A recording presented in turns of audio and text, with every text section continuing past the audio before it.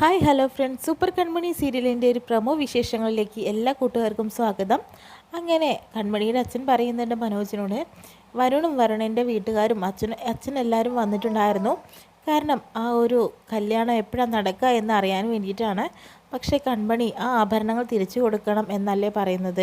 അത് തിരിച്ചു കൊടുക്കേണ്ടി വന്നു കഴിഞ്ഞാൽ എന്താ ചെയ്യുക എന്ന രീതിയിലൊക്കെ മനോജ് ചോദിക്കുന്ന ആ ടെൻഷനായിട്ട് നിൽക്കുകയാണ്. അതിനുശേഷം ധനലക്ഷ്മിയെ കാണാനായിട്ട് പോകുന്നുണ്ട് കേട്ടോ. ധനലക്ഷ്മിയാണെങ്കിലോ കൺമണിയെ ഭീഷണിപ്പെടുത്തുന്നുണ്ട്. ഞാൻ പറയുന്ന അനുസരിച്ച് നിന്നാൽ നിനക്ക് കൊള്ളാം എന്ന് പറയുന്നു.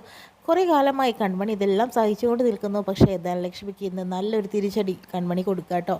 ഇനി മേലെ ആവർത്തിക്കരുത്, ഇനിയൊരു പുതിയൊരു കൺമണിയായിരിക്കും നിങ്ങൾ കാണാനായിട്ട് പോകുന്നത് കേട്ടോ എന്നൊക്കെ പറയുന്നു.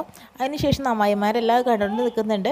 അതിനുശേഷം കൺമണിയാണെങ്കിൽ ഒരു സ്വപ്നം കാണുന്നുണ്ട്. കൃഷി സാറ് ഒരു സ്ഥലം വരെ പോണ സമയത്ത് തന്നെ ആ ഗുണ്ടകൾ കൃഷി സാറിനെ ആക്രമിക്കാനായിട്ട് വരുന്നതായിട്ട് അങ്ങനെ പേടിച്ച് കൺമണി എഴുന്നേൽക്കുന്നുണ്ട് കേട്ടോ.